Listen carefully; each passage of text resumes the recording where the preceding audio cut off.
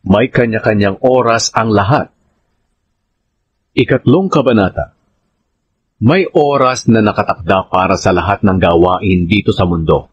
May oras ng pagsilang at may oras ng kamatayan. May oras ng pagtatanim at may oras ng pag-aani. May oras ng pagpatay at may oras ng pagpapagaling. May oras ng pagsira at may oras ng pagpapatayo. May oras ng pagluha at may oras ng pagtawa. May oras ng pagluluksa at may oras ng pagdiriwang. May oras ng pagkakalat ng bato at may oras ng pagtitipon nito. May oras ng pagsasama at may oras ng paghihiwalay. May oras ng paghahanap at may oras ng paghinto ng paghahanap. May oras ng pagtatago at may oras ng pagtatapon. May oras ng pagpunit at may oras ng pagtahi. May oras ng pagtahimik at may oras ng pagsasalita. May oras ng pagmamahal at may oras ng pagkagalit. May oras ng digmaan at may oras ng kapayapaan. Kung ang mga oras na ito ay itinakda na ng Diyos, ano ngayon ang kabuluhan ng pagsisikap ng tao? Nakita ko ang mga gawaing itinakda ng Diyos para sa tao. At lahat ng ito ay itinadhana ng Diyos na mangyari sa takdang panahon. Binigyan niya tayo ng pagnanais na malaman ang hinaharap, pero hindi talaga natin mauunawaan ang mga ginawa niya mula noong simula hanggang wakas.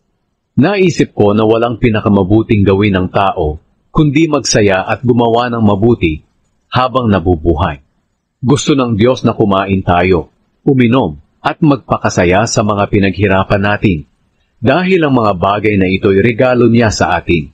Alam ko ang lahat ng ginagawa ng Diyos ay magpapatuloy magpakailanman, at wala tayong maaaring idagdag o ibawas dito. Ginagawa ito ng Diyos para magkaroon tayo ng paggalang sa Kanya. Ang mga nangyayari ngayon at ang mga mangyayari pa lang ay nangyari na noon. Inuulit lang ng Diyos ang mga pangyayari.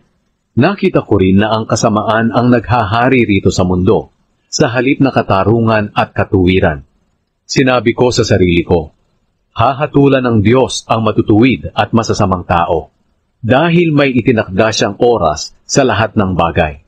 Sinusubok ng Diyos ang mga tao para ipakita sa kanila na tulad sila ng mga hayop.